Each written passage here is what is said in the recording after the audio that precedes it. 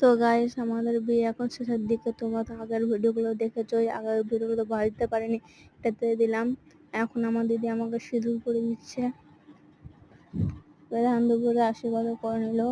আমরা ভালোবাসে বিয়ে করেছি, আমাদের 3 বছরের ভালোবাসা পূর্ণতা পেয়েছে।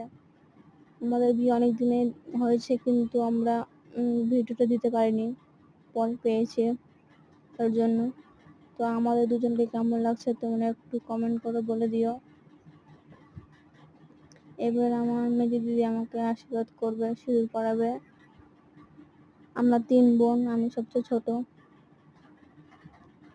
এটা আমার মেজে দিদি, এটা বড় দিদি।